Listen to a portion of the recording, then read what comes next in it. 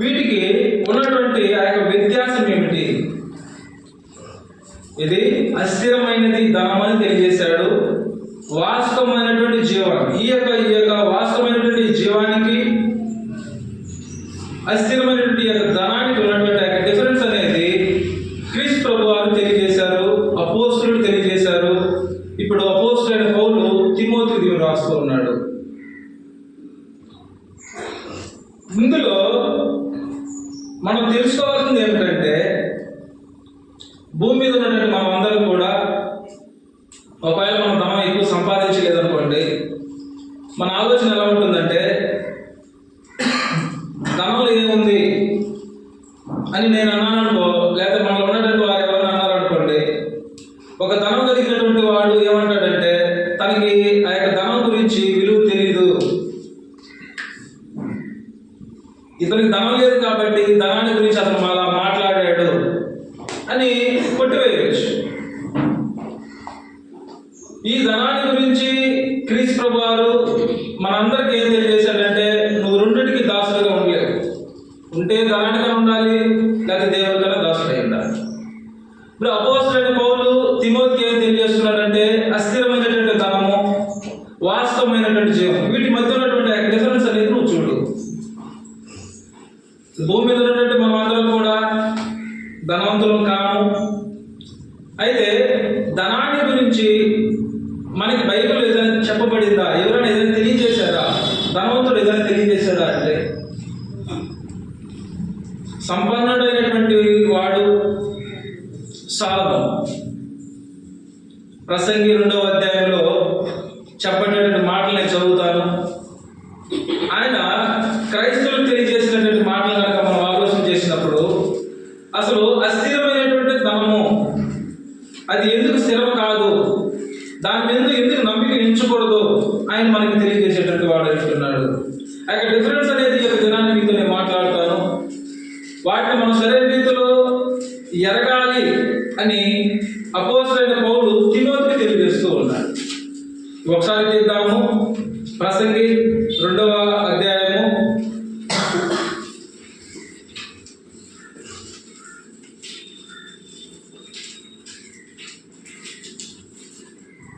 ప్రసంగి 2వ అధ్యాయము 1 నుంచి చదవండి. ఎవరైనా చదివేవాళ్ళు. కానీ నిన్ను సంతోషం చేత శోధించు చూతును, నీవు మేలు అనుభవించి చూడమని నేను నా హృదయంతో చెప్పుకుంటుని. అయితే అదియు వ్యర్థ ప్రయత్నమాయను.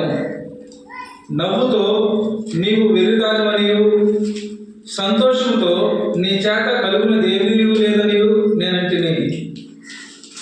నా మనసు ఇంకను జ్ఞానము అనుసరించుచుండగా, ఆకాశము కింద తాను బ్రతుకు కాలమంతయు మనుషులు ఏమి చేసి మేలు అనుభవింతురో చూడవలని తలచి, నా దేహమును ద్రాక్ష రసము చేత సంతోషపరుచుకుందననియు, మతిహీనత యొక్క సంగతి అంతయు గ్రహింతుననియు నా మనసులు నేను యోచన చేసుకుంటుని.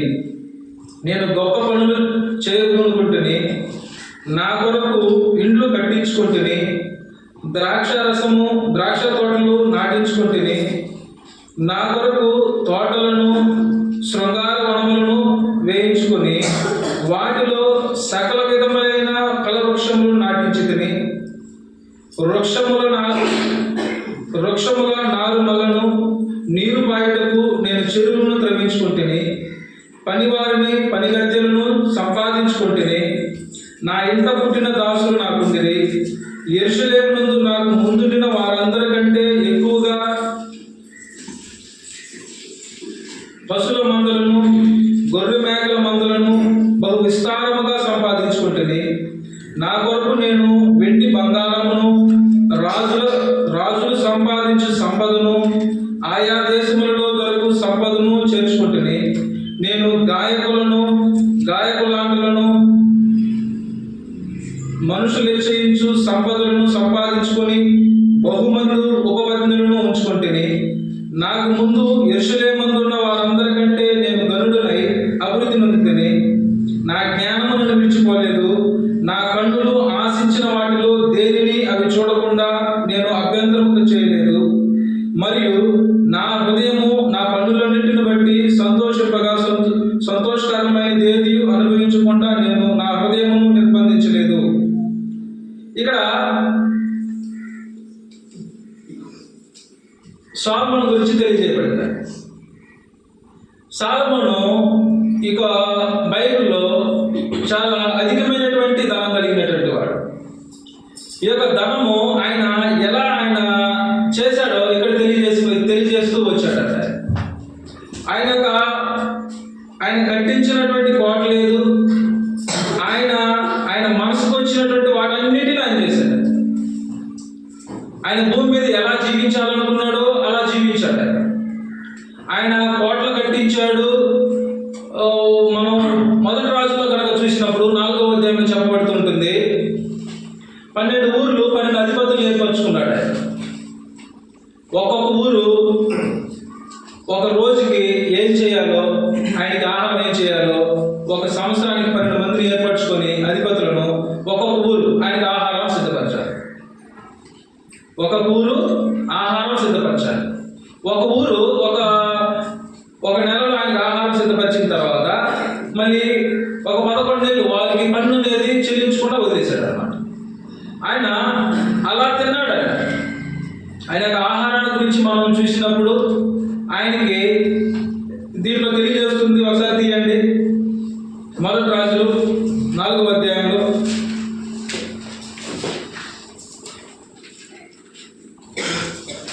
మొదటి రాజు 4వ అధ్యాయంలో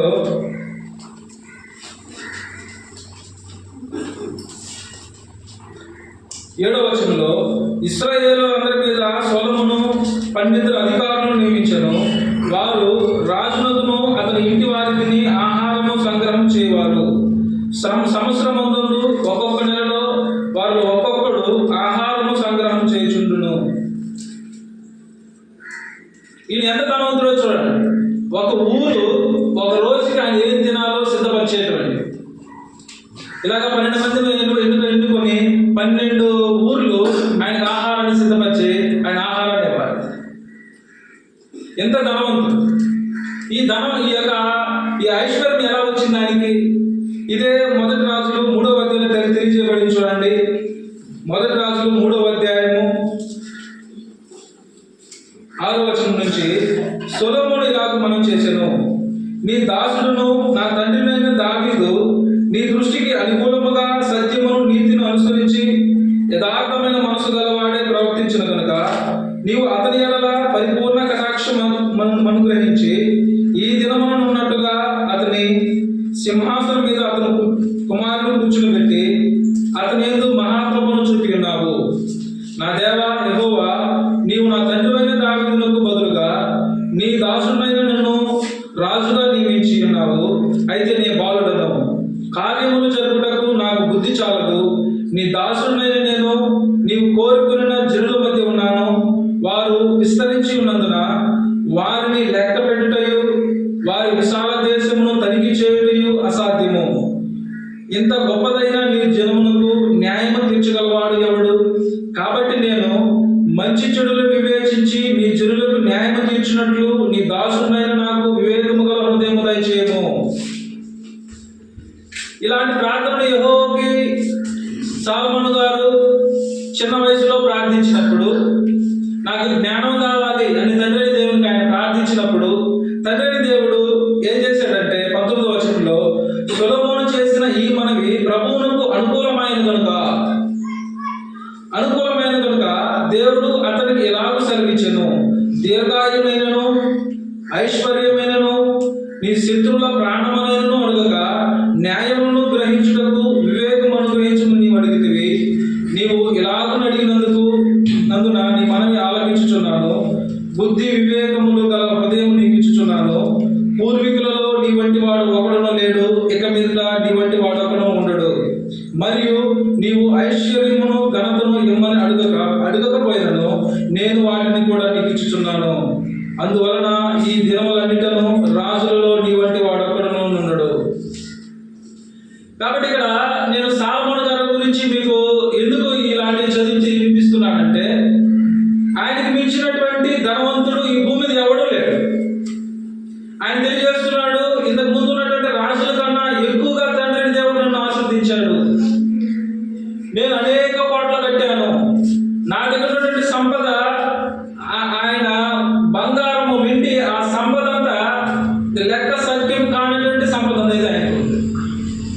కానీ ఈయన ఏం తెలియజేస్తాడంటే చివరిలో ఇవన్నీ కూడా వ్యర్థము అంటాడు.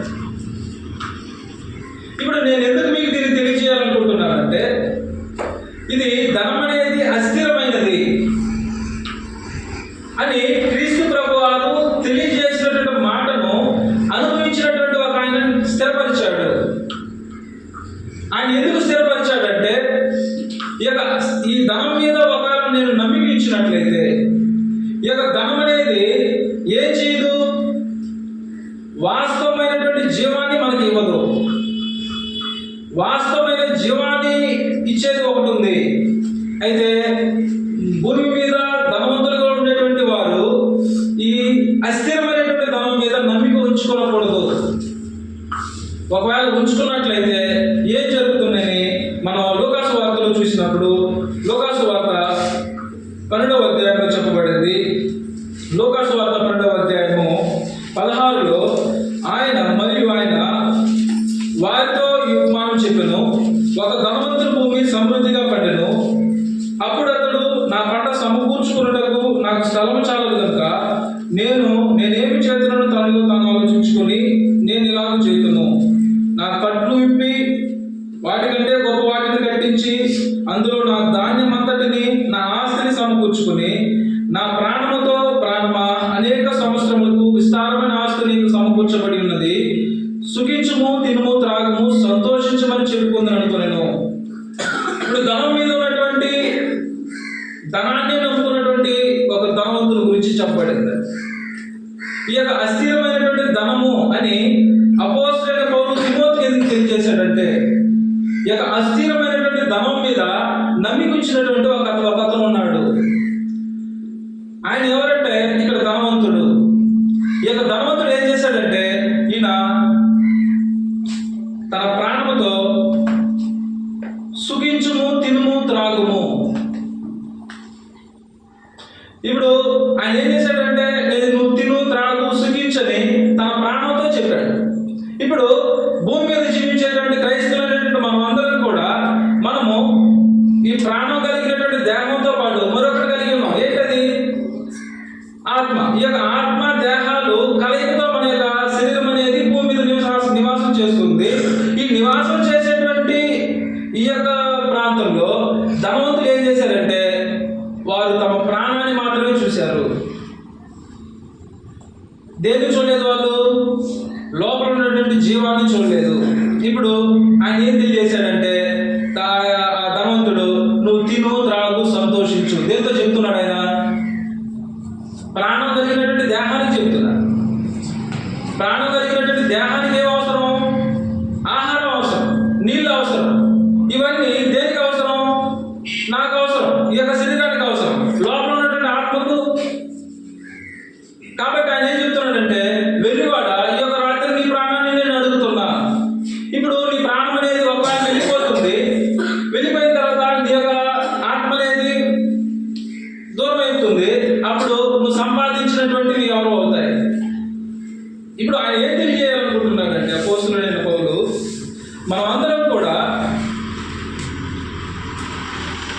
వీటి మీద ఎంత జ్ఞానం కలిగి ఉన్నాం? ధనం మీద ఉన్నటువంటి జ్ఞానం ఏమిటి? మనకి క్రైస్తవులు జీవించేటువంటి వారికి ఉన్నటువంటి జ్ఞానం ఏమిటి? అస్థిరమైనటువంటి ధనమని ఎందుకు చెప్పాలి ఆయన?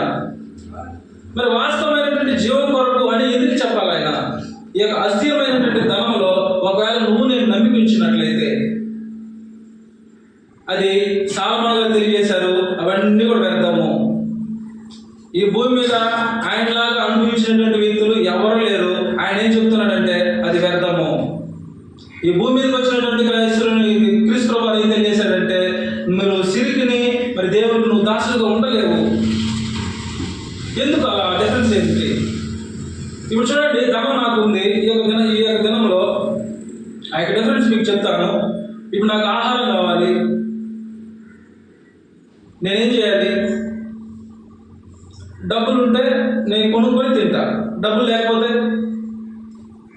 మనం తినలేం. ఒక వాటర్ బాటిల్ కావాలి, ఏం కావాలి? నాకు ధనం కావాలి. ధనం లేకపోతే నేను కొనుక్కోలేను. అంటే మనం ధనంతోనే ఆహారాన్ని కొనగలం, నీళ్ళను కొనగలం, మన అవసరాలను తీర్చుకోగలం. ఇప్పుడు ఈ యొక్క ధనం ఏమైందంటే దేవునికి మధ్య నిలబడింది. ఇప్పుడు ఆయన మనకి ఏం తెలియజేస్తున్నాడంటే మన అవసరాలన్నీ తీర్చేది ధనమే.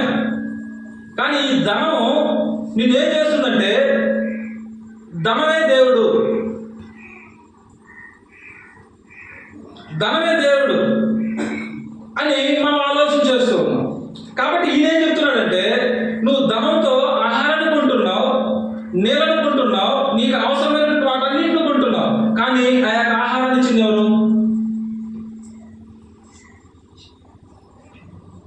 ఆ యొక్క నీళ్ళని ఇచ్చింది ఎవరు?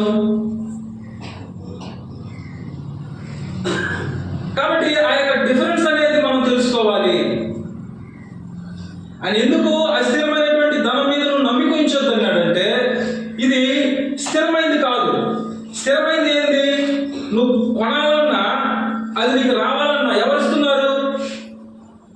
ఒకసారి చదువుతాను చూడండి. తిమోతి 6:17 ఇహమందు ధనవంతులైన వారు గర్విష్ఠులు కాక అస్థిరమైన ధనమునందు నమ్మిక ఉంచక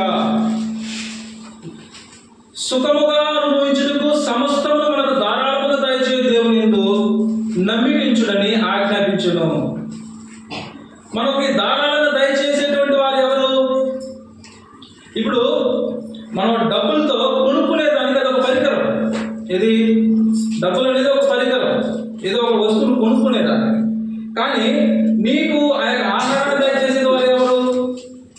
నీకు ఆ యొక్క నీళ్ళను దయచేసింది ఎవరు? వాటిని మేము మర్చిపోతూ ఉన్నాం. ఇప్పుడు నువ్వు దేని మీద నువ్వు దృష్టించాలి? నీకు ఆహారం ఇచ్చినటువంటి ఆయన మీద నువ్వు దృష్టించాలి. కానీ నువ్వు దేని మీద దృష్టించున్నావు? ధనం మీదే నువ్వు దృష్టించావు. ఒకవేళ ధనం మీద దృష్టించావు, ఇప్పుడు నువ్వు ఒక ఆయన చూడు. ఆయన ఎలాంటి వాడు అంటే ధనవంతుడు.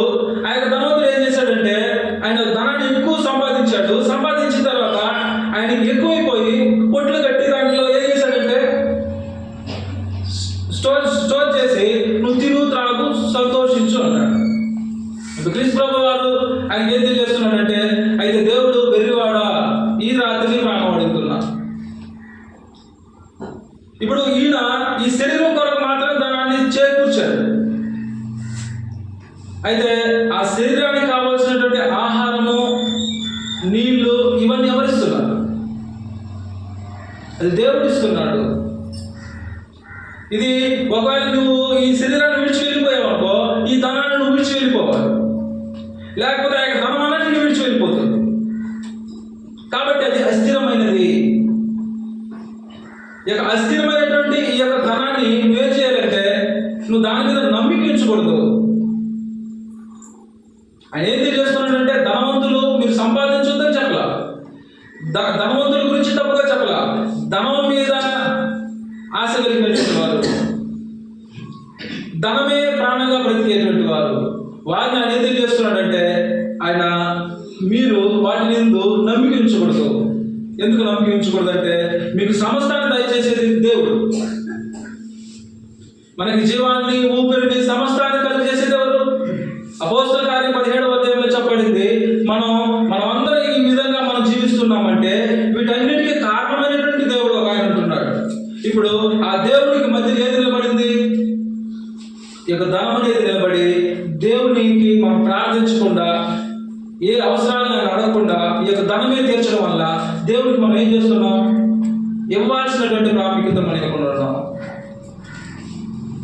ఇప్పుడు ఇలాంటి ఆయన ఇంకొక ఆయన ఉన్నాడు. ఆయన ఎవరంటే అదే లూకాసు వార్త 16వ చెప్పబడింది. ఇంకొక ఆయన గురించి చెప్పబడింది. లూకాసు వార్త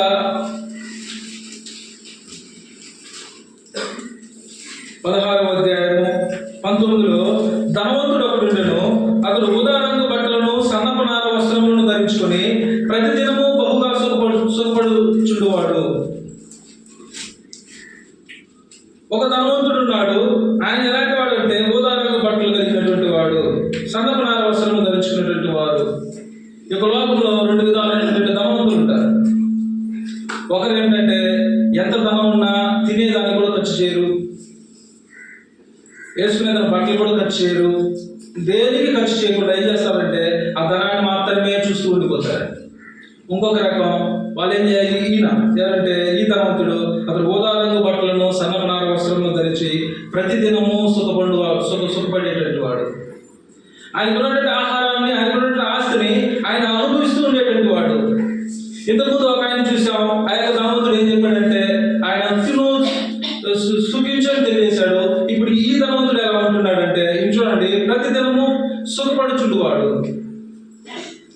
తర్వాత ఏం చేశాడు, లాజరును దరిద్రుడుండెను, వాడు కురుపులతో నిండిన వాడై ధనవంతు ఇంట వాకిట పడి ఉండి అతని బల్ల మీద నుండి పడు మొక్కలతో ఆకలి తీర్చుకొని కోరెను. అంతేకాక పొక్కలు వచ్చి వాడి కురుపులు నాకెను. ఇక్కడ ఇద్దరు ఉంటున్నారు. ఈ యొక్క ఇద్దరు గురించి ఇక్కడ తెలియజేశాడు. ఒక ధనవంతుడు ఉంటున్నాడు, ఆయన యొక్క జీవితం ఎలా ఉందో తెలియజేశాడు. అక్కడే రొట్టె ముక్కలు ఏరుకొని తినేటువంటి ఒక దరిద్రుడు ఉన్నాడు, ఆయన గురించి తెలియజేశాడు. ఇప్పుడు ఇరువురు చనిపోయి ఎక్కడికి వెళ్ళారు? ఒక ఆయన అబ్రహాము రొమ్మున ఆనుకున్నట్టుకు వెళ్ళాడు, ఇంకొక ఆయన వేదనకరమైన స్థలానికి వెళ్ళాడు. ఆ దరిద్రుడు చనిపోయి దేవదూతల చేత అబ్రహాము రొమ్మున ఆనుకున్నట్టుకు కొనుకోబడెను. ధనవంతుడు కూడా చనిపోయి పాత పెట్టబడెను. అప్పుడు అతడు పాతాళంలో బాధపడుచు కన్నులెత్తి దూరం నుండి అబ్రహామును అతని రొమ్మున ఆనుకుని ఉన్న లాజరును చూచి, తండ్రి అయిన అబ్రహామా, నా యందు కనికరపడి తన వేలు కొనను నీళ్ళలో ముంచి నా నాలుకను చల్లార్చుటకు లాజరును పంపుము, నేను ఈ అగ్ని జ్వాలలో యాతన పడుచున్నానని కేకలు వేసాను. ఇప్పుడు జరిగేటువంటి యొక్క పరిస్థితులు చూడండి. చనిపోయిన తర్వాత ఇప్పటి వరకు ఆయన సుఖపడినటువంటి యొక్క ధనం ఉంది కదా, ఈ యొక్క ధనాన్ని బట్టి ఆయన సుఖించాడు, సంతోషించాడు. ఆయనతో పాటు ఉన్నటువంటి లాజరు ఒక ఆయన ఉంటున్నాడు. ఆయన ఇద్దరు చనిపోయిన తర్వాత వెళ్ళినటువంటి పరిస్థితులు వేరు. ఈ పరిస్థితుల నుంచి మనకి తండ్రి దేవుడు ఏం తెలియజేస్తున్నాడంటే, ఈయన ఏం చేస్తాడంటే మళ్ళీ అబ్రహామా ఆ యొక్క దరిద్రుడు ఉన్నాడు కదా లాజరు, ఆయన పంపించు, తన వేలు కొనలో ఉన్నటువంటి వాటర్ కష్టపడుతున్నాడు. ఇంతకుముందు ఆయన జీవించినప్పుడు ఎలా జీవించుంటాడు? ఆయన తాగేటువంటి నీళ్ళు ఎలాంటి నీళ్ళు అయి ఉంటాయి? ఇప్పుడు విరాట్ కోహ్లీ ఉన్నాడు కదా, ఆయన తాగే నీళ్ళు ఎలాంటిది తెలుసా మీకు? కాస్ట్ ఎంత తెలుసా? ఎక్కడి నుంచి తెస్తారో తెలుసా? ఆ వాటర్ బాటిల్ మనం తాగలం. ఇప్పుడు అలాంటి సుఖాన్ని అనిపించినటువంటి ధనవంతుడు ప్రతిదినం సుఖపడ్డాడు. ఇప్పుడు ఆయన ఏం చెప్తున్నాడంటే, ఈ దరిద్రుడు కురుపులు నాకేటువంటి వ్యక్తి ఆయన ఆ నీళ్ళలో ఎంత వస్తుందండి, పంపండి. అప్పుడు అబ్రహాం తెలియజేసిన మాటలు మనకు తెలుసు. అయితే అబ్రహాంకు ఆయన ఏం తెలియజేస్తున్నాడంటే 27వ వచనంలో చూడండి, అప్పుడు అతడు, తండ్రి, అలాగైతే నాకు 5 సహోదరులు ఉన్నారు, వారును వేదనకరమైన స్థలములకు రాకుండా వారిని సాక్ష్యం ఇచ్చుటకై నా తండ్రి ఇంటికి వారిని పంపవాలని నిన్ను వేడుకొనుచున్నాను. నేను ఇంకనూ 5 మంది సహోదరులు నాకున్నారు. వారు ఎలా ఉన్నారంటే ఇలా సుఖపడుతూ ఉన్నారు. వారి యొక్క వేదనకరమైనటువంటి స్థలానికి రాకుండా నువ్వు లాజరును కనుక పంపించినట్లయితే ఆయన కూడా చెప్తాడన్నప్పుడు దానికి ఆయన చెప్తున్నాడు అలా వెళ్ళడానికి కుదరదని. ఇప్పుడు ఆ 5 మంది సహోదరులు ఎవరండి? 5 మంది సహోదరులు ఎవరు? ధనవంతులు ఉన్నటువంటి 5 మంది సహోదరులు ఉన్నారు కదా, వాళ్ళు ఎవరు? వాళ్ళు ధనవంతులండి. ఆ ధనవంతులు ఎవరంటే ఇప్పుడు ఒకవేళ మనలో ఉండొచ్చు. మనమందరం ఒకవేళ ధనవంతులు ఉన్నట్లయితే నువ్వేం చేసి ఉండాలి? ఈ భూమి మీద జీవించేటప్పుడు ఆ యొక్క ధనాన్ని నువ్వు ఎలా ఉపయోగించుకొని ఉండాలి? ఈ యొక్క అస్థిరమైన ధనం అనేది నువ్వు ఏం చేసావంటే నువ్వు నమ్మిక ఉంచి దాన్ని దయచేసేటువంటి దేవుడు నువ్వు ఏం చేసావు చూడలా. ఇప్పుడు ఆయన మనకి ఏం తెలియజేస్తున్నాడంటే, ఒకసారి తీయండి 6వ అధ్యాయము, 1 తిమోతి 6వ అధ్యాయము 18వ వచనంలో, వారు వాస్తవమైన జీవనం సంపాదించుకునే నిమిత్తము రాబో కాలమునకు మంచి పునాదికి తమ కొరకు వేసుకోవచ్చు. ఇప్పుడు ఏం చేస్తుండొచ్చు ఈ ధనవంతుడు? ఆ దరిద్రుడిగా ఉన్నటువంటి ఆ యొక్క లాజరును ఏదో హాస్పిటల్కి పంపించుండొచ్చు కదా, తనకు మంచి బట్టలు ఇచ్చిండొచ్చు కదా, తనకి మంచి ఆహారం పెట్టుండొచ్చు కదా. కానీ ఏం చేశాడు ఆయన?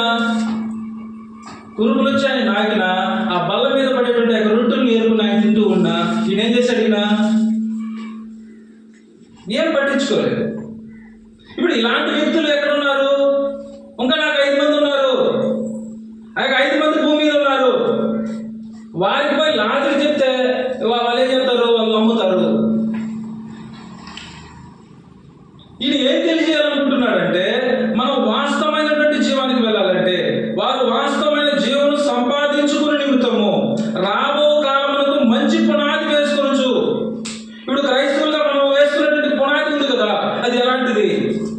ఇసుక మీద కట్టుకున్నావా, బండ మీద కట్టుకున్నావా? ఆ యొక్క పునాది నువ్వు ఎలా నిర్మించాలి?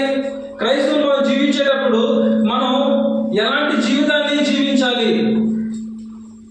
ధనవంతులుగా ఒకవేళ మనం ఉన్నట్లయితే మనం ఎలాంటి జీవితాన్ని జీవించాలి? ఇండియాలో ధనవంతులు అంటే ఎవరు? ఆదాని, అంబానీ, వీళ్ళు కొంతమంది. వాళ్ళతో పోల్చుకుంటే మనం ఎక్కడ? అయితే ఆయన ఏం తెలియజేస్తున్నాడంటే, సహోదరులారా, మనం వాస్తవమైనటువంటి జీవం కొరకు మనం ఇక్కడికి వచ్చాం. ఇప్పుడు మనకు ధనంలో సంతోషం ఉంటుందా? ఈ యొక్క జీవనం సంపాదించిన దానిలో సంతోషం ఉంటుందా? మనం చెప్తాం కానీ, ఉదాహరణకి నాకు జీవం మీద అని చెప్తాం కానీ ధనం మీద మనకి ఎక్కువ ఆశ ఉంటుంది. ఇప్పుడు ఆయన ఏం చెప్తున్నాడంటే, నువ్వు క్రైస్తవులుగా జీవించాలనుకుంటున్నావు, నువ్వు క్రైస్తవ జీవితాన్ని జీవించి మరణించాలనుకుంటున్నావు. అయితే ఈ భూమి మీద అస్థిరమైనది ఒకటి ఉంది. అస్థిరం అంటే ఏంది? అది స్థిరంగా ఉండదు. ఒకవేళ ఇది ఉంటుంది, రేపు లేకపోవచ్చు. ఒకవేళ అది ఉన్నా నువ్వు లేకపోవచ్చు. కాబట్టి ఇది అస్థిరమైంది. ఈ అస్థిరమైనటువంటి ధనానందు నువ్వు నమ్మికించొద్దు. ఎందుకు నమ్మికించకూడదు? ఒకవేళ నువ్వు తిను, త్రాగు, సుఖించు నువ్వు తెలియజేశావు. అయితే దేవుడు నీ ప్రాణాన్ని తీసుకెళ్ళిపోయాడు అనుకో, అప్పుడు ఏమవుతుంది? అక్కడ పరలోకంలో ధనం నాకు ఉండదు కదా. ఇప్పుడు పరలోక రాజ్యంలో నేను ధనాన్ని కూర్చుకోవాలంటే మంచి పునాది ఎక్కడ వేసుకోవాలి? నేను భూమి మీద వేసుకోవాలి. ఇప్పుడు దాన్ని తెలియజేస్తూ వారు వాస్తవమైన జీవనం సంపాదించుకోని నిమిత్తము, ఇక వాస్తవమైన జీవాన్ని మనం పొందాలంటే మనం మంచి పునాది వేసుకోవాలి. ఆ పునాది ఎలాంటిది? ఆయన చెప్తున్నాడు చూడండి, రాబో కాలంలో మంచి పునాది తమ కొరకు వేసుకోవచ్చు, మేలు చేయవారు. ఇంతకుముందు ధనవంతుడు ఉన్నాడు. ఆ యొక్క ధనవంతుడు దేవుడు సమృద్ధిగా ఇచ్చాడు. సమృద్ధిగా ఇచ్చినప్పుడు ఆయన ఏం చేశాడంటే ఇంకా ఎక్స్ట్రా కట్టి ఆ యొక్క ధనాన్ని ఉంచాలనుకున్నాడు. కానీ ఆయన ఏం చేయాలనుకోలేదు? 10 మందికి మేలు చేయాలనుకోలేదు. అది ఎందుకు అస్థిరమైందో దానిని క్రైస్తవులు ఎలా వాడాలో తెలియజేశాడు ఇక్కడ. ధనం లేకుండా మనం ఎవరో బతకలేము. ధనం లేకుండా ఏ పని జరగదు. ధనం లేకుండా మనం అది ఊహించలేము. కానీ ఆ ధనాన్ని గురించి నీకు నాకు ఉన్నటువంటి జ్ఞానం ఏమిటి? ఆ ధనాన్ని గురించి నువ్వు నేను ఆలోచించేసేది ఏమిటి? ఆ ధనం అనేది ఒక పరికరమే. దాంతో నీకు అవసరమైన వాటిని నువ్వు కొనుక్కుంటావు, కానీ ఆ కొనేటువంటి వాటిని ఇచ్చేటువంటి వాడు దేవుడు. అది ఆధారం చేసుకుని నువ్వు ఈ భూమి మీద జీవించగలిగితే నువ్వు ఆ యొక్క వాస్తవమైనటువంటి జీవం వరకు మంచి పునాదిని వేసుకుంటావు. ఇప్పుడు నువ్వు మేలు చేయాలి అని తెలియజేశాడు. ఇప్పుడు ఎవరు మేలు చేయలేదు? ధనవంతుడు చేశాడా? ఎలా జీవించాడు ఆయన కట్టుకున్నాడు, ఇంకా సమృద్ధిగా పెట్టుకున్నాడు. పెట్టుకొని ఆయన ఏం చెప్పాడంటే, తన ప్రాణంతో నువ్వు తిను, త్రాగు, సుఖించు. నిజానికి క్రైస్తవులకు జీవించేటువంటి మనకు కూడా దేవుడు ఏం చేస్తాడంటే చాలా విషయాల్లో మనల్ని కూడా అభివృద్ధి పరుస్తూ ఉంటాడు. అప్పుడు అభివృద్ధి పరిచినప్పుడు మనం ఏం చేస్తామంటే మనం దీంట్లో పడిపోతూ ఉంటాం. కానీ క్రైస్తవులు ఎలా జీవించాలంటే ఆయన చెప్తున్నాడు, మేలు చేయవారును. నీ పునాది, ఈ భూమి మీద నువ్వు వేస్తున్నటువంటి పునాది ఎలాంటిది? నువ్వు ఇసుక మీద ఒకవేళ క్రైస్తవ జీవితాన్ని కడుతున్నావా, బండ మీద కడుతున్నావా? నీకున్నటువంటి ఏ స్థితిలో ఉండు, నీ పరిస్థితి ఎలాంటి పరిస్థితిలో ఉన్నా, నువ్వు మరీ దీనస్థితిలో ఉన్నా, ఒకవేళ దేవుడు నిన్ను అభివృద్ధి పరుచున్నా అది దేవుని దయ. ఆయన తెలియజేస్తున్నాడు, నిన్ను ఐశ్వర్యవంతుని చేయాలన్నా, ఏది చేయాలన్నా అది దేవుని యొక్క చిత్తం. అది ఈ భూమి మీద మన దగ్గర ఏదైనా ఉందంటే అది దేవుని యొక్క కృపది. ఇప్పుడు ఆయన నాకు మరి ఎక్కువ చేశాడు, ఆ కృపను మరి ఎక్కువ చేశాడు. నేను ఎక్కువ ధనాన్ని సంపాదించిన తర్వాత నువ్వేం చేయాలి? నువ్వు మేలు చేయాలి. ఈయనేం చేశాడు? లాజరుకి కనీసం వస్త్రాలు తీసేయలేదు, ఒక మంచి పని ఆయన చేయలేదు, మంచి ఆహారాన్ని ఇవ్వలేదు. ఈరోజు ఆయన ఏం చేశాడు? చనిపోయాడు. చనిపోయిన తర్వాత స్థితి మారిపోయింది. ఆ యొక్క స్థితిలో ఈయన ఎంత సుఖపడ్డాడో అంత వేదనను ఆయన అనుభవిస్తున్నాడు. ఆ దరిద్రుడు ఎంత వేదన పడ్డాడో ఇప్పుడు అంత నెమ్మదిని పొందుతున్నాడు. ఎందుకు? ఆ డిఫరెన్స్ ఏమిటి? ఏ ధనవంతుడు కూడా ఎందుకు ఆ యొక్క ప్రాంతానికి వెళ్ళలేకపోయాడు? ఎందుకంటే ఆయన ఈ భూమి మీద నివాసం చేసేటువంటి ఈ యొక్క శరీరం కొరకు మాత్రమే ఆలోచన చేశాడు. ఈ శరీరానికి కావాల్సినటువంటి ఆ యొక్క సుఖాన్ని మాత్రమే ఆయన చూశాడు. ఈ యొక్క శరీరము ఈ భూమి మీద ఎంత లగ్జరీగా ఉందా దాన్నే ఆయన చూశాడు. అస్థిరమైనటువంటి ధనము, అస్థిరమైనటువంటి శరీరము, ఇవి రెండు వెళ్ళిపోయాయి. ఇప్పుడు పరలోక రాజ్యంలో ఈయనకి ధనం లేదు. ఇప్పుడు అక్కడ ధనం పూడ్చుకోవాలంటే ఈ భూమి మీద ఏం చేసి ఉండొచ్చు? ఆయన చేయాల్సినటువంటి పనులు కొన్ని ఉన్నాయి. ఆయన మేలు చేసి ఉండొచ్చు, కానీ మేలు చేయగా. దాని తర్వాత తెలియజేశాడు చూడండి, సత్క్రియలు అను ధనము గలవారు. సత్క్రియలు చేయాలి. సత్క్రియల చేత నువ్వు ధనాన్ని ఆ యొక్క పరలోక రాజ్యంలో ఒక ఎస్బీఐ అకౌంట్ లాగా నువ్వు అమౌంట్ నువ్వు పెట్టాలి. అక్కడ సత్క్రియలు చేయాలి. భూమి మీద నువ్వు సత్క్రియలు ఎలా చేయాలి? నువ్వు నీకున్నటువంటి ధనం ద్వారా, నీకు తండ్రి దేవుడు ఇచ్చినటువంటి యొక్క ధనం ఉంది కదా, ఈ యొక్క ధనం ద్వారా నువ్వు ఏం చేయాలంటే నువ్వు సత్క్రియలు చేయగలగాలి. ఈ యొక్క సత్క్రియలు ఈ భూమి మీద నువ్వు చేయాలి. అప్పుడు నువ్వు మంచి పునాది వేసుకుంటావు. ఒకవేళ ఈ యొక్క అస్థిరమైనటువంటి ధనం మీద నువ్వు నమ్మించావు అనుకో, అది ఒకవేళ నిన్ను దేవుడి యొక్క దినాన్ని నీ ప్రాణం తీసుకుంటే అది ఎవరిది? ఈ భూమి మీద మనం అందరం కూడా సంతోషించేది ఒకటే అని ఆయన తెలియజేశాడు. ఎవరు? సాలొమోను గారు. అదేమిటంటే ప్రసంగి ఒకసారి తీయండి. ప్రసంగి 2వ అధ్యాయము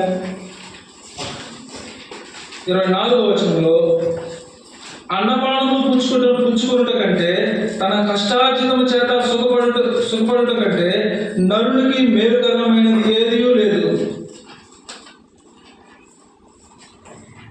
ఎవరు దీన్ని తెలియజేసింది? సాలొమోను గారు. ఈ యొక్క సాలొమోను గారి గురించి ఇంతకుముందు మనం చూసాం. ఆయన అనుభవించినటువంటి ఏదీ లేదు ఈ భూమి మీద. ఆయన మనసుకు నచ్చినటువంటి వాటన్నిటిని ఆయన చేశాడు ఈ భూమి మీద. ఆయన కట్టుకున్నటువంటి కట్టడాలు ఉన్నాయి, గాయకుడు రాములు. ఆయన ఏదైతే నచ్చిందో వాటన్నిటి ఏం చేశాడు? ఆయన అనుభవించాడు.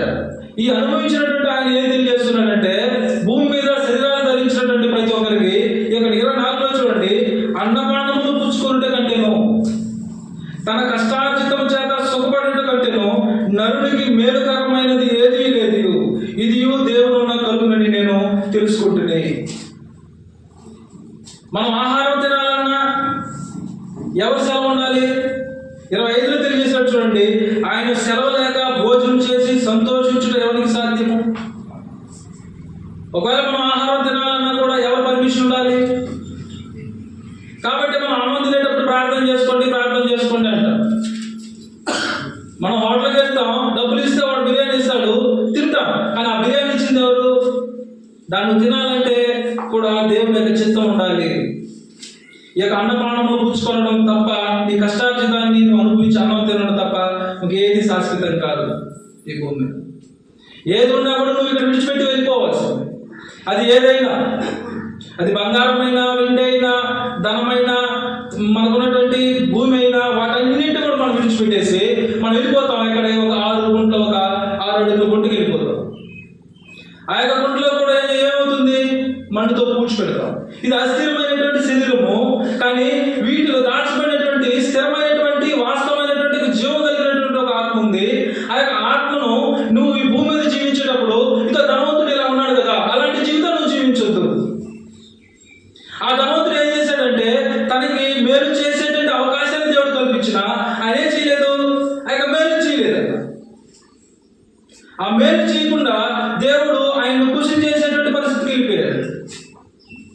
వెర్రివాడ, ఈ రాత్రి నీ ప్రాణాన్ని అడుగుతున్నా, నీవు సిద్ధపరిచినవన్నీ ఎవరిని? దాని తర్వాత ఇంకొక ఆయన చూసాం, ఇంకొక ధనవంతుని. ఆ యొక్క ధనవంతుని గురించి చూసినప్పుడు ఆయనకి ఇంకనూ 5 సహోదరులు ఉన్నారు. ఆ యొక్క 5 సహోదరులు ఒకవేళ మనమే కూడా వెళ్ళొచ్చాము. మనం ఎలా ఉండాలి? ఆయన తెలియజేశాడు చూడండి, లూకాసు వార్త 16వ అధ్యాయంలో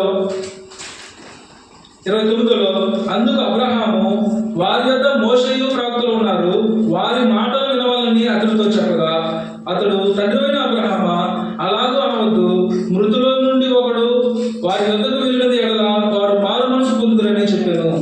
ఎందుకతడు మోషేయు ప్రవక్తలు చెప్పిన మాటలు వారు వినని ఎడల మృతుల నుండి ఒకడు లేచినను వారు నమ్మరని అతను చెప్పారు. నేను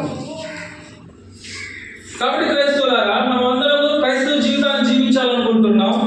క్రైస్తవ జీవితం జీవించేటప్పుడు మనం ఇంతకు ముందు చదువుకున్నట్లు మనం ఎలాంటి జీవితాన్ని జీవించాలని లేఖనాలు మనకు తెలియజేశాయంటే, వాటిని కొన్నింటిని మనం చంపాలని, కొన్నింటిని మనం విసర్జించాలని, మన క్రైస్తవ జీవితాన్ని జీవించాలని లేఖనాలు తెలియజేసింది.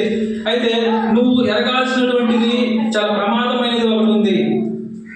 అది ఏమిటంటే భూమి మీద స్థిరం కానిది. ఆ స్థిరం కాని దాని యందు నువ్వు ఒకవేళ నమ్మికించినట్లయితే ధారాళంగా దయచేసేటువంటి దేవుని యందు ఉన్నటువంటి నమ్మకం అనేది పోతుంది. కాబట్టి ఆయన ఏం తెలియజేశాడంటే, ధనవంతులు పరలోక రాజ్యంలోకి వెళ్ళడం అసాధ్యము. ఇంతకు ముందు వారం కాకుండా అంతకు ముందు వారం నేను తెలియజేసినప్పుడు మీకు తెలియజేశాను. ఒక ధనవంతుడు ఉన్నాడు. ఆ యొక్క ధనవంతుడు ఏం చేశాడంటే క్రీస్తు ప్రభువు వారి దగ్గరికి వెళ్ళి నిత్య జీవాన్ని పొందుటకు నేనేం చేయాలని అడిగాడు. అడిగినప్పుడు ఆయన ఏం తెలియజేశాడంటే, నీకున్నటువంటి ఆస్తి నమ్మి పేదలకు ఇచ్చిన నువ్వు వెంబడించు. అయితే అతడు మిగులు ఆ ఆస్తి గలవాడు కనుక వ్యసనపడుచు వెళ్ళిపోయాను. క్రీస్తు ప్రభువారు ఆయన పరీక్షించాడు. అతను ధనం ముఖ్యమా, దేవుడు ముఖ్యమా? సిరికి అతడు దాసుడా, దేవుడికి దాసుడు అన్నప్పుడు సిరికి నేను దాసుడు అని వెళ్ళిపోయాడు. ఆ యొక్క జ్ఞానం మనం అందరం కూడా కలిగి ఉండాలి. ఆ కలిగి ఆయన ఏం తెలియజేస్తున్నాడంటే చూడండి, మేలు చేయవారు క్రైస్తవులుగా మనం అందరం కూడా ఒకరి ఒకరు మేలు చేయాలి. ఒకరికొకరు మనం ఏం చేయాలంటే మనకున్నటువంటి మనకి దేవుడు ఇచ్చినటువంటి వాటిలో మనం మేలు చేసేటువంటి వారై ఉండాలి. సత్క్రియలు అనే ధనాన్ని మనం ఏం చేయాలంటే ఆ యొక్క మంచి పునాది వేసుకుని మనం ఉండేటువంటి వారై ఉండాలి. ఔదార్యం గల వారై ఉండాలి. అంటే దయాగుణం కలిగినటువంటి వారుగా ఉండాలి. ఇంకనూ ఆయన తెలియజేస్తున్నాడు, తమ ధనములో ఇతరులకు పాలించు వారై ఉండవాలని వారికి ఆజ్ఞాపించుము. ఎవరైనా ఇబ్బందులు ఉన్నట్లయితే మనం ఏం చేయాలి? సహాయకరంగా ఉండాలి. అది ఆజ్ఞ. క్రైస్తవ జీవితాన్ని జీవించేటట్టు వారికి ఆయన తెలియజేసేటట్టు మాటలు ఏంటంటే, నువ్వు భూమి మీద జీవించేటప్పుడు ఒకవేళ నీకు ధనాన్ని కనుక దేవుడు ఇచ్చినట్లయితే నువ్వేం చేయాలంటే ఇతరులకు పాలించు వారే ఉండాలి. వారికి నువ్వు సహాయం చేసేటట్టు వాడే ఉండాలి. ఎందుకు నువ్వు ఇలా చేయాలి? ఎందుకు నువ్వు ఇలాంటి జీవితాన్ని జీవించాలి? నువ్వు కష్టపడి సంపాదించింది ఇంకొకరు నువ్వు ఎందుకు ఇవ్వాలి? అసలు నువ్వు కష్టాలు ఉన్నప్పుడు ఇంకొకరు నీకు సహాయం చేయలేదు కదా, అలాంటప్పుడు నువ్వు ఎందుకు ఇవ్వాలి?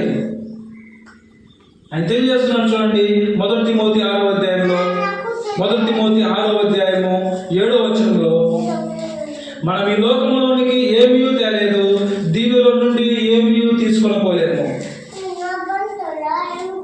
అంటే క్రైస్తవులకి తెలియజేసేటట్టు మాట ఏంటంటే, మనం ఈ లోకానికి ఏది తీసుకుంటారు, ఈ యొక్క లోకంలో నుంచి ఏది తీసుకున్నారు. అయితే భూమి మీద దేవుడు నిన్ను ఐశ్వర్యవంతుడిగా చేశాడు. ఈ ఐశ్వర్యవంతుడిగా చేయబడినటువంటి నువ్వు మేలు చేయాలి. నీ యొక్క ధనంలో ఇతరులకు పాలు ఇవ్వాలి. ఇంకా ఏం చేశాడు? సత్క్రియలు అనేటువంటి ధనాన్ని నువ్వేం చేయాలి? సంఘంలో చేయాలి. ఔదార్యం కలిగినటువంటి వాడై ఉండాలి. అప్పుడు నువ్వేం చేస్తావు? మంచి పునాది వేసుకుంటావు. మంచి పునాది యొక్క భూమి మీద నువ్వు వేసుకోవాలంటే నీకు ఆయన ఆజ్ఞాపించినటువంటి మాటలు ఏమిటంటే, వాస్తవమైనది జీవము. ఈ యొక్క శరీరం అనేది నిర్జీవమైనది, అస్థిరమైనది. ఈ భూమి మీద నువ్వు విడిచిపెట్టేటువంటిది. ఈ భూమి మీద నీకు వస్త్రంలో ఉన్నటువంటిది ఏది? ఈ శరీరము. ఈ శరీరాన్ని నువ్వు విడిచిపెట్టి వెళ్ళాలి. కాబట్టి ఆయన ఏం తెలియజేస్తున్నాడంటే, మనం ఈ లోకంలోనికి ఏమీ తెలియదు, దీనిలో నుండి ఏమీ తీసుకొని పోలేము. 6వ వచనం 8వ వచనం తెలియజేస్తున్నాడు, కాగా అన్న వస్త్రము గలవారమై ఉండి వాటితో తృప్తి పొందుదుము. ఎలా ఉండాలి మనం? అన్న వస్త్రములు గలవారమై వాటితో తృప్తి కలిగి ఉండాలి. 6వ అధ్యాయం 9వ వచనం చెప్పండి చూడండి. 1 తిమోతి 6:9లో, ధనవంతుల మటుకు అపేక్షించువారు శోధనలోను ఉరిలోను అవివేక యుక్తములను హానికరములైన అనేక దురాశలను పడుదురు. అటు మనుషులను నష్టంలోను నాశనంలోను ఉంచివేయను. ఏం చేస్తుంది? ఒకవేళ యొక్క ధనం మీద నువ్వు నీ యొక్క మనసును ఉంచావు అనుకో, ఈ యొక్క ధనం కొరకే 24 గంటలు నువ్వు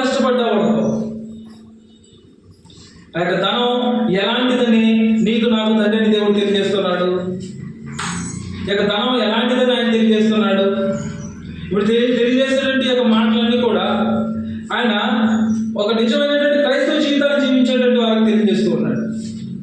నిజంగా నువ్వు క్రైస్తవుడు అయితే ఈ మాటలు నీలో ఖచ్చితంగా నిలబడాలి.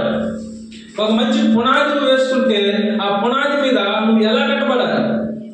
మేలు చేయవారుగా, దాని తర్వాత ఔదార్యము, దాని తర్వాత ఆయన తెలియజేశాడు సత్క్రియ అనేటువంటి ధనము, ఇతరులకి మనం ఇచ్చేటువంటి మన దగ్గర ఉన్నటువంటి ఒకవేళ దేవుడు ఎక్కువ మనం ఆశీర్వదిస్తే మనం ఏం చేయాలి? సహాయం చేయాలి. ఎందుకంటే నువ్వు ఈ భూమి మీదకి ఏది తీసుకొని రాలా, ఇక్కడి నుంచి తీసుకొని వెళ్ళేది ఏది లేదు. ఈ జ్ఞానం మనకుందా? ఇప్పుడు ఈ జ్ఞానం ఉందనుకోండి, అప్పుడు మనం ఏం చేస్తాం? ఇది అస్థిరమైంది, దీనికన్నా మనం ఎవరిని ఎక్కువ ఆధారపడాలి? దేవుడిపై మనం ఆధారపడాలి. అలా మనం ఆధారపడుకోకుండా ఒక జీవించినట్లయితే ఆయన తెలియజేస్తున్నాడు, ధనవంతులకు అపేక్షించి వారు శోధనలోను ఊరిలోను అవివేకయుక్తములను హానికరమైన అనేక దురాశలను పడుతున్నారు. నువ్వు ధనాన్ని సంపాదించాలనుకుంటావు. మనం అందరం కూడా ధనం సంపాదిస్తాం ప్రతిదినం. ధనాన్ని సంపాదించడం తప్పు కాదు. ధనం సంపాదించడం తప్పు కాదు. ఆయన ఏం తెలియజేస్తున్నాడంటే ధనవంతులకు అపేక్ష. ధనం తర్వాతే తల్లి, ధనం తర్వాతే తల్లి, ధనం తర్వాతే దేవుడు, అన్నిటికీ ధనం తర్వాతే అనేటువంటి జీవితాన్ని ఆ యొక్క అపేక్షను మనం కలిగి ఉండకూడదు. ఒకవేళ నువ్వు కలిగి ఉన్నట్లయితే అని చెప్తున్నాడు, నువ్వు శోధనలో ఊరిలో పడతావు. ఆ యొక్క శోధన వస్తుంది నీకు. ఆ యొక్క డబ్బులు సంపాదించడానికి నువ్వు చేయరానిటువంటి పనులన్నీ నువ్వు చేస్తావు. కాబట్టి ఆయన ఏం తెలియజేస్తున్నాడంటే నువ్వు ఖచ్చితంగా ఇలాంటి జీవితాన్ని నువ్వు జీవించాలని తెలియజేసినటువంటి వాడు అంటున్నాడు. ఇంకా నువ్వు హెబ్రీయులకు రాసిన పత్రిక 13వ అధ్యాయం 5వ వచనం చెప్పబడింది ఏంటంటే ధనాపేక్ష గలవారై ధనాపేక్ష లేని వారై మీకు కలిగిన వాటితో తృప్తి పొందియుడి. ఎలా ఉండాలి? కలిగిన వాటితో తృప్తి కలిగి ఉండాలి. మనం ఏం చేస్తాం? మనకున్నటువంటి యొక్క స్థితిలో మనం సంతోషంగా ఉంటామా? ఇప్పుడు మనం ఏ స్థితిలో ఉన్నామో ఆ స్థితిలో మనం సంతోషపడుతూ ఉన్నామా? మనం అందరం కూడా ఎలా ఉంటున్నామంటే ఇంకా ఇంకా ఎదగాలి, ఇంకా ఎదగాలి, ఇంకా ఎదగాలి అని ప్రతిరోజు ఈ యొక్క ధనాపేక్ష కలిగి వాటి కొరకే మనం పరిగెత్తుతూ ఉన్నాం. అయితే క్రైస్తవ జీవితాన్ని జీవించేటువంటి వారు, క్రైస్తవులుగా ఉండేటువంటి వారు, వారి యొక్క మంచి పునాది ఏమిటంటే ఆయన తెలియజేస్తున్నాడు. చూడండి, ఆ హెబ్రీయులకు రాసిన పత్రికలో కలిగిన వాటితో తృప్తి పొంది ఉండుడి. దేనితో తృప్తి కలిగి ఉండాలి? క్రైస్తవులైన మనం అందరం కూడా ఇప్పుడు దేవుడు నన్ను ఏ స్థితిలో ఉంచాడో ఆ స్థితిని బట్టి మనం ఏం చేయాలి? దేవుడికి కృతజ్ఞతాస్తుతులు తెలియజేయాలి. అయితే మనం ఏం చేస్తాం? మనం అలా ఉండం. మనం అలా ఉండకుండా ఏం చేస్తామంటే మనం ధనానికి ఎక్కువ ఇంపార్టెన్స్ ఇస్తాం. ధనం కొరకు మనం ఆరాధనలో కూడా రాము. ధనం కొరకు మనం దేవుని యొక్క వాక్యాన్ని కూడా నిర్లక్ష్య పెడతాం. మనం అందరూ ఏమనుకుంటామంటే మనం ఇక్కడికి వచ్చిన తర్వాత మనం ప్రార్థన చేస్తే దేవుడు మనం ఐశ్వర్యవంతులు చేస్తాడు అనుకుంటాము. కానీ నిజమైనటువంటి ఐశ్వర్యం అనేది ఏమిటంటే నువ్వు మంచి పునాది వేసుకోవాలి భూమి మీద. ఈ భూమి మీద నువ్వు వేసుకున్నటువంటి పునాదిని బట్టే నువ్వు పరలోక రాజ్యానికి వెళ్తావు, లేకపోతే ఆ ధనవంతుడు ఉన్నటువంటి యొక్క ప్రాంతానికి వెళ్తావు. ఆయన తెలియజేసేటువంటి వాడు వెళ్తున్నాడు. కాబట్టి ఆయన ఏం తెలియజేస్తూ ఉన్నాడంటే మనందరికీ కూడా ఈ యొక్క తిమోతి ద్వారా ఇహమందు ధనవంతులైన వారు గర్విష్ఠులు కాక అస్థిరమైన ధనమందు నమ్మకం ఉంచక. అస్థిరమైనటువంటి ధనము, ఆ యొక్క ధనమందు నువ్వు నమ్మిక ఉంచొద్దు, దానినే ఎక్కువ నువ్వు నమ్మొద్దు. ఆయన ఇంకా ఏం తెలియజేస్తున్నాడంటే సుఖముగా అనుభవించుటకు. మనమందరం సుఖంగా ఉన్నామా? సుఖముగా అనుభవించుటకు ధారాళముగా మనకి ఎవరు ఇస్తున్నారు? దేవుడు ఇస్తున్నాడు. నువ్వు సుఖంగా జీవించాలంటే ఆయన ఏం తెలియజేశాడు? సాలమోను గారు ఏం తెలియజేశాడు? అన్నపానములు నీ కష్టాన్ని అనుభవించి నువ్వు తిన్నట్లయితే దానికి మించి నీకు తగ్గింది ఏది లేదు. అన్న వస్త్రములు గలవారే ఈ భూమి మీద మనం ఎలా జీవించాలి? మనకు కలిగిన వాటిలో మనం తృప్తిగా జీవించాలి. ఎందుకు? నువ్వు ఈ లోకంలోకి ఏం తీసుకుని రాలా, ఇక్కడి నుంచి తీసుకొని పోయేది ఏది? కాబట్టి ఉన్న వాటితో మనం ఎలా ఉండాలని ఆయన తెలియజేశాడంటే నువ్వు జీవించాలి. కాబట్టి సహోదరులారా, ఆయన ఇంకా ఏం తెలియజేస్తున్నాడంటే మనకు ధారాళముగా దయచేయి దేవుని యందే నమ్మిక ఉంచునని ఆజ్ఞాపించుము. సొలొమోను గారిని అంత జ్ఞానాన్ని ఇచ్చింది ఎవరు? అంత ఐశ్వర్యాన్ని ఇచ్చింది ఎవరు? అబ్రహాము గారిని ఐశ్వర్యవంతులు చేసింది ఎవరు? యోబు గారిని ఐశ్వర్యవంతులు చేసింది ఎవరు? కానీ అబ్రహాం ఎలా జీవించాడు ఈ భూమి మీద? అంత ఐశ్వర్యం ఉన్నా కూడా ఒక గుడారం వేసుకోలేదు. ఆయన ఎందుకు అలా వేసుకోలేదు? ఆయన తెలియజేస్తాడు, నేను పరదేశిని, నీ యాత్రికుడిని. ఆ జ్ఞానం అనేది ఆయన కలిగి ఉన్నాడు. ఈ భూమి మీద జీవించేటువంటి ఆ యొక్క విశ్వాసులు, ఆ యొక్క పరిశుద్ధులు ఎలాంటి జీవితాన్ని జీవించారంటే ఈ భూమి మీద ఉన్నటువంటి దేనిని వాళ్ళు లెక్క చేయలేదు. ఈ భూమి మీద ఉన్నటువంటి ఏది కూడా తండ్రిని దేవునికి తనని ఆ యొక్క దూరం చేయలేదు. ఆయన జీవించిన కాలం ఒకసారి చూడండి. ఈ తెలియని వాళ్ళు వచ్చినా కూడా వారిని పిలిచి ఆతిథ్యం ఇచ్చినటువంటి వ్యక్తి ఎవరు? అబ్రహాం. తెలియనటువంటి వారు వస్తే ఆయన ఏం చేశాడంటే కొన్ని గుడ్డలు నరికి వారికి ఆహారం సిద్ధపరిచినటువంటి వాడు. ఆయన ఏం చేశాడు? ఈ భూమి మీద మేలు చేశాడు, సత్క్రియ చేశాడు, ఔద్యాన్ని కలిగినటువంటి వాడే ఉన్నాడు. ఆయన భూమి మీద జీవించేటప్పుడు లోతు ఆయన కలిసి వెళ్ళారు. వాళ్ళ ఆస్తిపాస్తులు ఎక్కువైపోయాయి. ఒకే ప్లేస్లో ఇద్దరు ఉండలేకపోయారు. వారి కాపులు వీరి కాపులు గొడవ పడ్డారు. అప్పుడు అబ్రహాం పిలిచి ఏం చెప్పాడంటే, అన్న కొడుకు తమ్ముడు కొడుకు లోతు, నువ్వు ఏ దిక్కుకు వెళ్తావు వీడు. ఇప్పుడు మనం ఏం చేస్తాం? మంచిగా ఉండే నేల మనం తీసుకుంటాం, పనికి మన నేల ఏం చేస్తాం? కానీ ఆయన అలా చేయలే. నీకు ఈ పక్క వెళ్తావా, ఈ పక్క, నువ్వు ఏ పక్క వెళ్తావు వెళ్ళు, నేను ఆపోజిట్లో వెళ్తానని వెళ్ళాడు. ఆయన యొక్క చరిత్ర కనుక మనం చూసినప్పుడు ఈ భూమి మీద నిజంగా ఆయన మనందరికీ విశ్వాసం కలిగేటువంటి వారికి తండ్రిని ఎందుకు పేరు పెట్టబడిందంటే ఆయన జీవితం అలాంటి జీవితం. ఇక భూమి మీద ఆయన జీవించినప్పుడు, ఆయన ఈ భూమి మీద జీవించేటప్పుడు నేను పరదేశిని, యాత్రికుడిని అనేటువంటి జ్ఞానం కలిగిన వాడు ఉన్నాడు ఆయన. ఒకవేళ నేను మనం ధనం సంపాదిస్తున్నాం అనుకోండి, మనకి ధనం మీద ఉంటుందా? పరలోక రాజ్యం మీద ఉంటుంది. మన ఆలోచన అంతా పరలోక రాజ్యం మీద ఉండదు. ఎప్పుడు మనం ఏం చేస్తాం? రూపాయి కష్టపడాలనుకుంటాం. అది తప్పు కాదు. నువ్వు ధనాన్ని సంపాదించే దాంట్లో ఆయన తప్పు తెలియచేయలేదు. కానీ ఆ యొక్క ధనాన్ని నువ్వు ఎలా ఉపయోగిస్తున్నావు?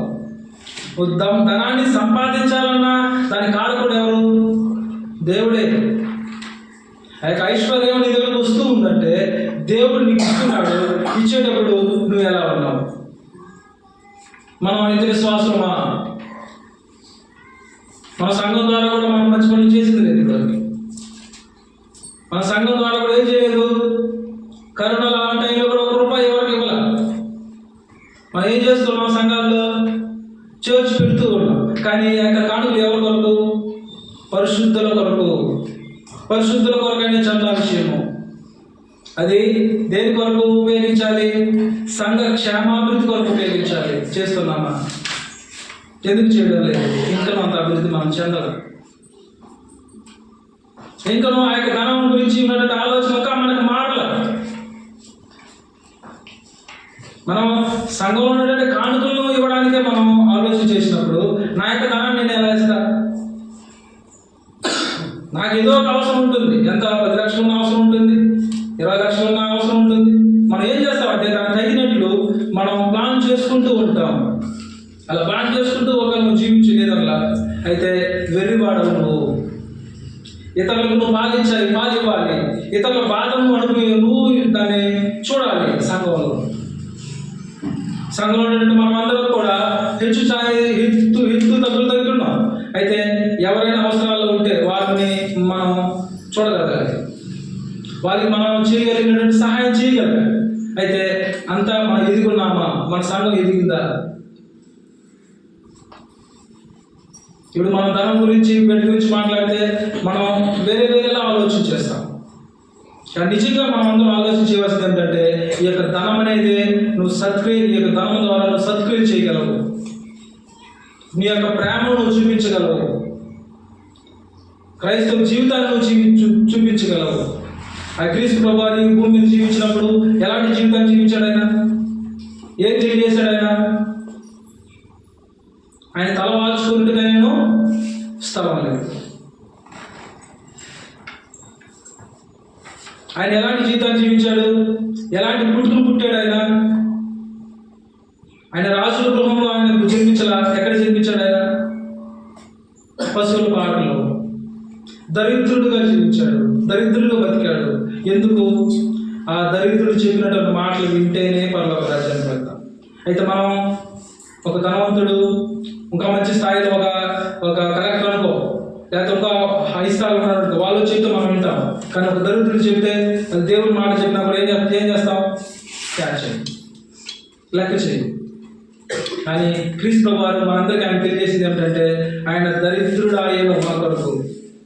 ఆ దరిద్ర స్థితిలో నుంచి ఆయన ఏం చేశాడంటే, ఈ భూమి మీద తల వాల్చుకునేటప్పుడు స్థలమో లేనటువంటి జీవితాన్ని జీవించాడు. అలాంటి జీవితాన్ని జీవించినటువంటి ఆయన మనందరికీ ఆయన ఏం తెలియజేస్తున్నాడంటే, ఈ భూమి మీద నువ్వు ఉంటే దేవునితో దాసుడు ఉండు, లేకపోతే సిరికన దాసుడుగా ఉండు.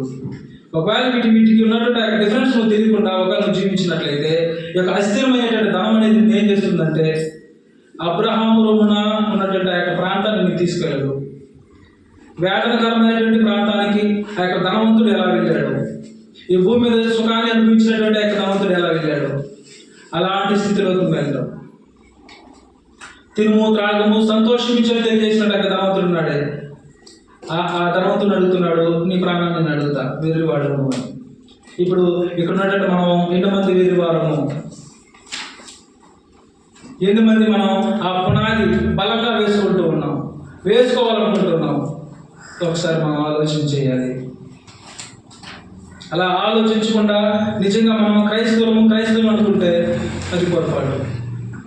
అపోస్తులు 2వ అధ్యాయంలో తెలియజేయబడినటువంటి మాటలు కనుక మనం చూసినప్పుడు, లేక అపోస్తుల కార్యం 2వ అధ్యాయంలో వాళ్ళందరూ కూడా సంఘం ప్రారంభమైనటువంటి మొదటి దినాలు ఏం చేశారంటే, సహోదరులారా, ఈ యొక్క తెలియజేయబడినటువంటి మాటలు తెలియజేస్తాము. 4వ అధ్యాయంలో విశ్వసించిన వారందరూ 32వ వచనంలో, ఏక మనస్సును ఏకాత్మ గలవారై ఉంటుంది, ఎవడును తనకు కలిగిన వాటిలో ఏది తనదని అనుకునలేదు. వాళ్ళ పేర్లు ఇక్కడ ఎందుకు రాయబడ్డాయి? వాళ్ళు ఎంత విశ్వాసంలో నీకు నాకు తెలియజేయడానికి. క్రైస్తవులుగా జీవించేటట్టు మనం అందరం కూడా ఎలా ఉండాలి? విశ్వసించిన వారందరూ ఏక హృదయమును ఏకాత్మను గలవారైనది, ఎవడను తన కలిగిన వాటిలో ఏది తనదని అనుకునలేదు. వారికి కలిగినదంతయు వారికి సమిష్టిగా ఉండెను. ఇది కాక అపోస్తులు బహు బలముగా ప్రభువైన యేసున పునరుత్థానమును గూర్చి సాక్ష్యం ఇచ్చి, దైవ కృప అందరి ఎడల అధికముగా ఉండెను. భూములైనను ఇళ్లైనను కలిగిన వారందరూ వాటిని అమ్మిన వాటి వెల తెచ్చి అపోస్తుల పాదముల యొద్ద చూపించు వచ్చింది. వారు ప్రతి వానికి వాని అక్కల కొలది పంచిపెట్టారు కనుక వారు ఎవరికి కుదవలేకపోయారు. ఏం చేశారు? ఇళ్లైనను భూములైనటువంటి వారందరూ కూడా వారి యొక్క ఆస్తుపాస్తులను అమ్మి అపోస్తుల పాదములను వదిలిపెట్టారు. మనం చేస్తామంటే అలా? క్రైస్తవులు ఎలా జీవించాలి? అలా పెట్టి వాళ్ళు ఏం చేస్తున్నారు చూడండి, అక్కడ ఉన్నటువంటి ప్రతి వానికి వాని అక్కల కొలది. ఇంతకు ముందు మనం చదువుకున్నాం, తిమోతిలో ఏం చదువుకున్నాం? తన ధనములో ఇతరులకు పాలించే వారై ఉండాలి. అపోస్తులు చేశారా? తమ ధనాన్ని తనకున్న ఇళ్లను అమ్మి, ఆస్తిపాస్తులు అమ్మి అపోస్తుల పాదాల దగ్గర పెట్టినప్పుడు అపోస్తులు ఏం చేశారంటే, ఉన్నటువంటి పేదలు ఉన్నారు కదా, వారికి వారి అక్కల కొలది పంచిపెట్టారు. ఇప్పుడు ఏం చేశారు అపోస్తులు? మనకి వాళ్ళ మాదిరిగా ఏం చూపించారు? తమ ధనములో ఇతరులకు పాలించారు. ఇది ఆజ్ఞ. మనకి మన అవసరాలు ఉన్నప్పుడు ఎవరైనా మనం ఒకవేళ అడిగినప్పుడు ఉన్నట్లయితే ఇవ్వాలి. ఒకవేళ నీకు అవసరమైనా, నాకు ఇప్పుడు అవసరము, నీకు ఇస్తాను, మరి నువ్వు ఇవ్వాలని అలానే మాట్లాడు. కానీ లేదు అని చెప్తారు, అబద్ధాలు మాట్లాడతాం. అది క్రైస్తవ జీవితానికి మంచి పునాది కాదు. ఒక కుటుంబాల గురించి మనం చూసినప్పుడు, ఈ అననీయ సప్రియ వాళ్ళు కూడా అమ్మారు. అమ్మిన తర్వాత ఎలా ఉన్నారు? వాళ్ళు కొంత దాచుకుని ఎత్తుకుపోయి అపోస్తుల పాదాలు పెట్టినప్పుడు అని ఏం చెప్తున్నాడు? అననీయ, పరిశుద్ధాత్మను మోసపుచ్చుటకు నువ్వేం చేశావు? చూడండి 3వ వచనంలో, అప్పుడు పేతురు, అననీయ, నీ భూమి వేలలో కొంత దాచుకొని పరిశుద్ధాత్మను మోసపుచ్చుటకు సాతాను ఎందుకు నీ హృదయంలో ప్రేరేపించాను? సాతాను ప్రేరేపిస్తుంది మనం ఇవ్వకుండా ఉండాలని. కానుకలు ఇచ్చే విషయంలో మనం ఎలా ఉంటాం? సాతాన్ని ప్రేరేపించేటువంటి అవకాశం ఉంది కానుకల విషయంలో. ఇవ్వబడినటువంటి కానుకలు అనేది పరిశుద్ధుల కొరకు ఉపయోగించాలి, సంఘ క్షేమాభివృద్ధి కొరకు ఉపయోగించాలి. ఇంకో ఆయన ఏం తెలియజేస్తున్నాడంటే, ఒకవేళ నువ్వు ఇలా ఉపయోగించకపోతే అని చెప్తున్నాడు, సాతాను కూడా మనల్ని ప్రేరేపిస్తుంది. సాతాను ద్వారా మనం ప్రేరేపింపబడినట్లయితే మనం ఏం చేయలేము? సత్క్రియలు చేయలేము. ఈ విధానాన్ని చాలా మంది కూడా ఏం చేశారు? భూమి మీద జీవించేటువంటి కాలంలో తమ ఆస్తిపాస్తులు అమ్ముకునేటువంటి వారు ఉన్నారు. ఇండియాలో వచ్చి సేవ చేసుకున్నటువంటి వాళ్ళు ఉన్నారు. ఈ అమెరికాలో ఉన్నటువంటి వాళ్ళందరూ కూడా వారు అనేక సంవత్సరాలు వారి యొక్క ప్రాంతాన్ని విడిచిపెట్టి ఇక్కడ క్లాసులు పెట్టి ఇక్కడ టీచ్ చేస్తూ ఉంటారు.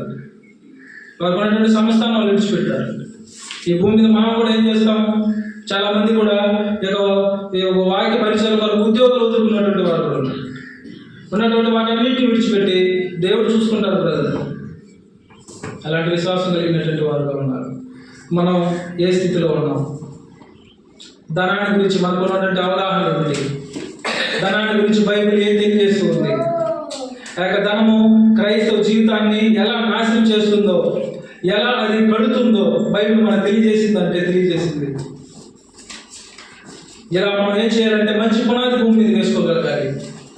అలాంటి పునాదిని వేసుకొని మనం ఏం చేయాలి? అబ్రహాము రూమును ఆడుతున్నట్టుకు వెళ్ళాలి. ఒకవేళ ఈ భూమి మీద నువ్వు సుఖపడినట్లయితే, ఎవరికి ఇలాంటి సహాయం చేయకుండా ఇలాంటి జీవితాన్ని జీవించినట్లయితే, ఆయన మనందరికీ తెలియజేసే మాట ఏంటంటే, మనం అందరం కూడా ధనవంతులకు అన్నదమ్ములమే. అలాంటి జీవితాన్ని మనం జీవించకుండా అపోస్తుల ద్వారా తిమోతికి దైవజనులకు తెలియజేసినటువంటి ఒక మాట ప్రకారం మన యొక్క జీవితాల్లో ఒక మంచి పునాదిని వేసుకుంటూ మనం ప్రయాసపడాలి. అలా ప్రయాసపడాలని ఆ సంఘంలో మన అందరినీ నేను హెచ్చరించుకుంటూ ఇచ్చినటువంటి అవకాశాన్ని బట్టి ప్రభువు యేసు క్రీస్తు నామములో మీకు